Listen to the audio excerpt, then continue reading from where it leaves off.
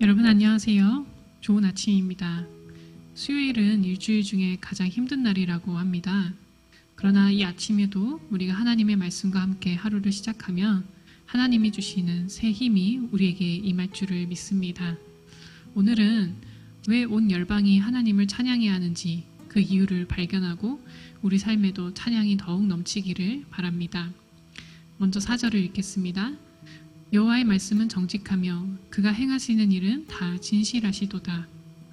네, 하나님의 말씀은 정직하고 진실합니다.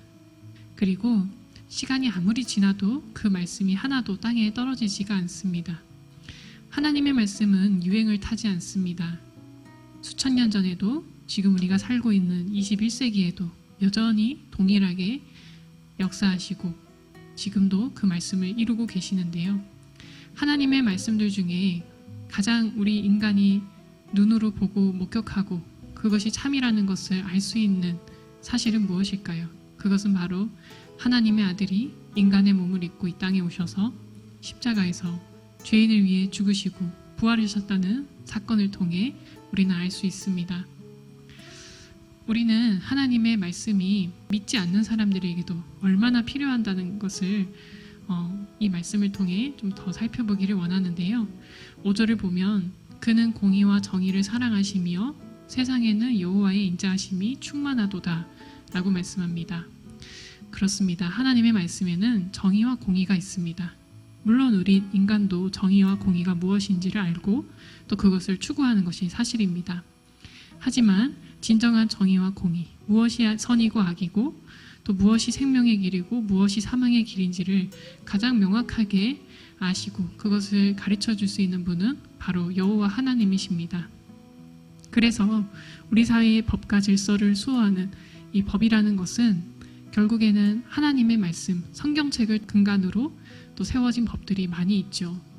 우리는 믿든지 예수님을 믿든지 안 믿든지 간에 하나님의 말씀에서 나온 진리의 말씀 그리고 그 말씀에 담겨있는 정의와 공의를 통해 법과 질서를 우리가 누리고 있고 법과 질서가 이루어진 사회 속에서 우리는 여러 가지 보호를 받고 있는 것입니다. 또한 온 열방이 하나님을 찬양해야 할 이유가 또 있는데요. 그것은 바로 하나님께서 우리에게 지구라는 것을 주셨다는 것입니다. 지구뿐만 아니라 우주에 있는 별들도 우리 인간이 살아가는데 아주 필요한 것인데요. 특별히 우리가 살고 있는 이 지구라는 별은 우리 이 지구상에 있는 인간이 먹고 사는 것을 충분히 해결할 수 있는 자원이 있습니다. 우선 말씀을 좀 더 보겠습니다. 6절에서 8절까지 여호와의 말씀으로 하늘이 지음이 되었으며 그 만상을 그의 입기운으로 이루었도다. 그가 바닷물을 모아 무더기같이 쌓으시며 깊은 물을 곳간에 두시도다. 온 땅은 여호와를 두려워하며 세상의 모든 거민들은 그를 경외할지어다. 네. 하나님께서는 우리 인간에게 필요한 소출들을 이 땅에서 다 나오게 하셨고 그 또한 하늘에서 비를 내려서 우리가 먹고 살아가는데 필요한 것들이 계절을 따라 철을 따라 열매를 맺을 수 있게 하셨습니다. 그러나 지금 이 세상은 많은 사람들이 또 굶주리고 있는 것이 사실입니다. 하나님께서 우리에게 주신 이 지구라는 별은 학자들의 말에 의하면 약 50억 명 정도가 먹고 살 수 있는 식량이 있다고 합니다. 하지만 지금 2024년 기준으로 전 세계 인구는 80억 명 정도 됩니다. 그러면 하나님께서 나머지 30억 명은 먹지 못하게 이 지구를 만드셨을까요? 그것은 아닙니다. 우리는 얼마든지 하나님이 주시는 지혜로 모든 사람들이 먹고 살 수 있는 세상을 만들 수 있습니다. 문제는 이게 아니고 식량이 부족한 게 아니고 우리가 이 세상에 하나님이 주신 이 자원들을 너무나 적은 소수의 강자들이라고도 할 수 있고 또 슈퍼리치라고도 할 수 있죠. 이들이 너무나 많은 부를 독식하고 있다는 것이고 또 나머지 평범한 사람들 혹은 하루하루 먹고 살기 힘들어하는 사람들은 아주 작은 부를 서로 나눠 가지면서 살아야 하는데 그러다 보니 이 세상에 부의 불평등의 문제가 너무나 심각해지고 있습니다. 방글라데시 같은 나라에는 의류 노동자들이 주 6일 하루 11시간씩 일을 해도 빚에 시달리며 살아간다고 합니다. 우리나라도 마찬가지죠. 아마 우리나라에서도 매일 열심히 돈을 벌어도 빚에 시달리면서 돈을 모으지 못하고 계속 지출이 나가는 그런 가정, 그런 개인들이 아주 많을 거라는 생각이 드는데, 어쩌다가 세상이 이렇게 됐을까요?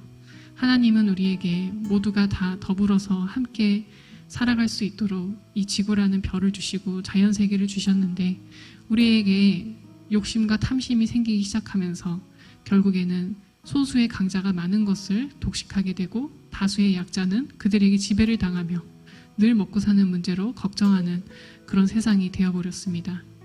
그럼에도 불구하고 우리는 하나님께 감사하고 찬양하는 것이 마땅합니다. 이 세상을 망가뜨린 것은 하나님이 아니고 우리니까요. 우리 사람들이 이렇게 참 부의 불평등의 문제가 점점 심각해지고, 사람들이 서로 경계하고 서로를 깊이 사랑하지 못하는 이런 때에 어떤 삶을 살아야 할까요? 그 어느 때보다 서로 사랑하고 내 가족만 챙기면서 사랑하는 것이 아니라 내 이웃도 내 가족이라 생각하며 돕고 사는 것이 하나님의 뜻을 이루는 것이 아닐까요? 원래 전 세계의 모든 사람들은 다 내 가족입니다. 우리의 조상의 뿌리를 찾아가면 결국 첫사람 아담이 있고, 첫사람 아담 위에는 하나님이 계시기 때문입니다. 저는 오늘 여러분과 함께 춘천교도소의 김아무개 자매가 쓴 작은 소리 큰 사랑이라는 이 간증을 나누고 싶은데요. 이 간증은 한국교종선교회라는 교도소 선교를 하는 단체에서 출판한 고난의 바다를 지날 때라는 간증수기에서 실려있는 내용입니다. 제가 내용을 읽어드리겠습니다. 저는 교도소라는 곳에서 푸른 수의를 입고 교도관들이 수번이라는 숫자로 이름을 대신하여 불러주는 죄인의 처지입니다.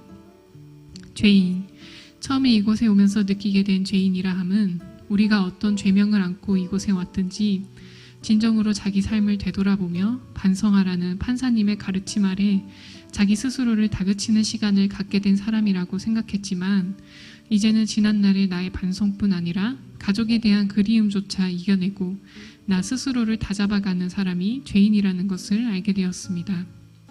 가족에 대한 그리움, 그건 반성의 시간에도 불구하고 변하지 않는 단 한 가지였습니다. 그리움의 마음은 제 안에 더 깊숙이 자리 잡았고 시간이 갈수록 더 아팠습니다. 가족이라는 단어만 생각하고 읊조려도 가슴에 커다란 덩어리 하나가 저를 꽉 누르고 있는 듯한 무거운 느낌이 슬픔이라는 감정으로, 눈물이라는 표현으로 다가왔습니다.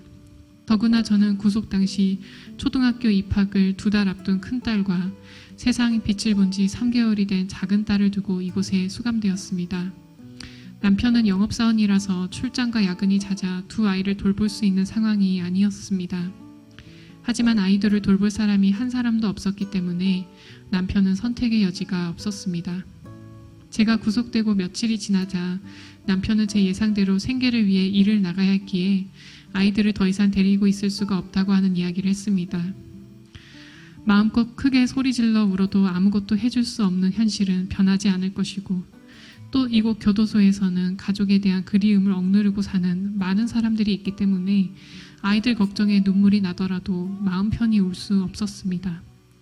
그래서 수도꼭지를 틀어 빨래를 하며 제 울음소리를 감추고 화장실을 여러 번 오고 가고를 하는 제 모습을 보며 방에서 같이 지내고 있는 이모들은 기도라는 것을 해보면 어떻겠냐며 말씀하셨지만, 평소 기도라는 것과 거리가 멀었던 제겐 그것조차 어려운 숙제였습니다.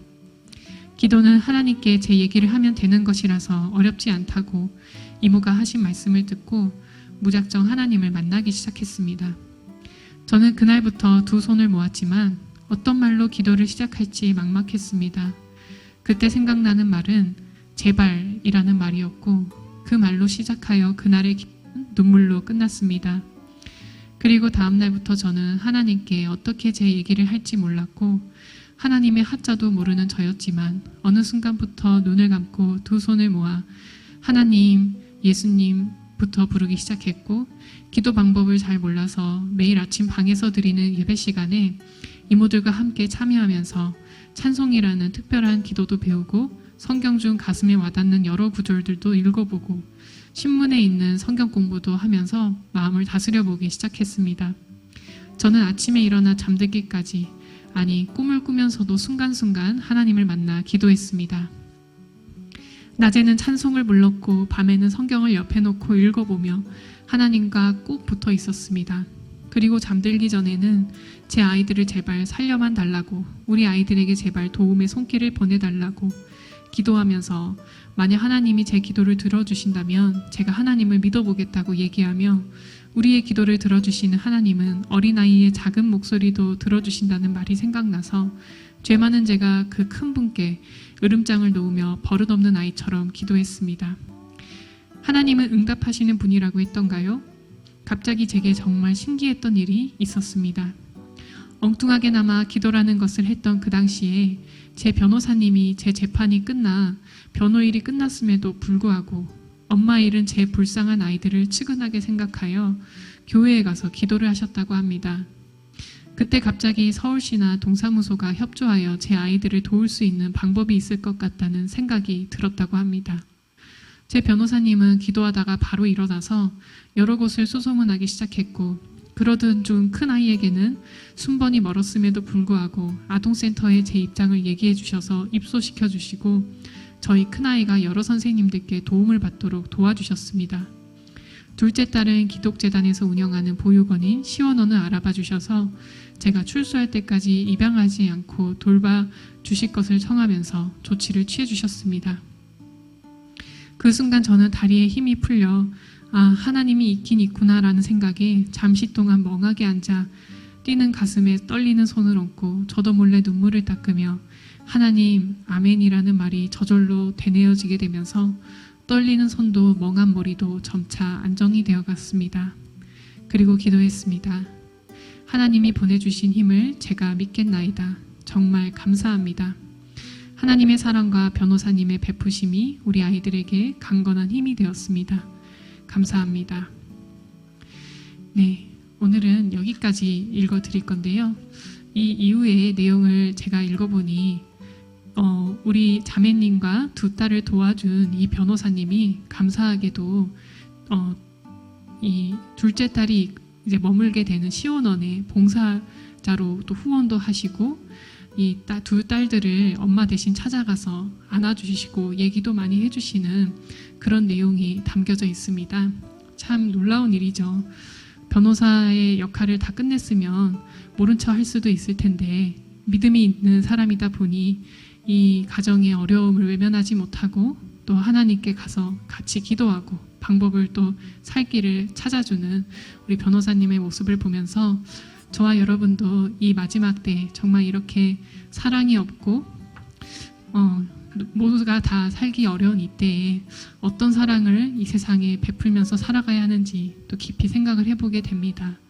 또한 교도소라는 정말 참 누구나 가고 싶지 않겠지만 또 그곳에 가서 갇혀있는 형제 자매들에게도 하나님께서 여러 사람들을 통하여 복음을 전하시고 또 그곳에서도 그들을 만나주시고 하나님의 품으로 돌아오게 하시는 그 놀라운 하나님의 사랑에 다시 한번 우리가 감사할 수밖에 없는 것 같습니다. 여러분, 오늘 이 하루도 하나님께 늘 찬양하고 감사하고 또 우리가 받은 큰 사랑을 또 우리 주변에 있는 이웃들에게 나눠줄 수 있는 그런 복된 하루로 보내기를 바라겠습니다. 잠시 기도하고 마치겠습니다.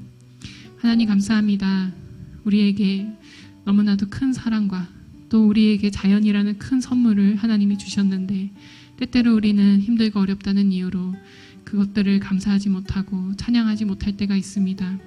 그러나 다시 한번 주님 말씀 붙잡고 하나님의 사랑을 깊이 마음속에 새기게 하시고 우리 이웃들에게 그들이 어려움 가운데 있을 때 외면하지 않고 도와줄 수 있는 우리 교도소 안에서 이 자매와 또 두 딸을 외면하지 않고 도와주었던 이 변호사님처럼 우리도 그런 사랑을 베풀 수 있는 그리스도인들이 되게 인도하여 주시옵소서.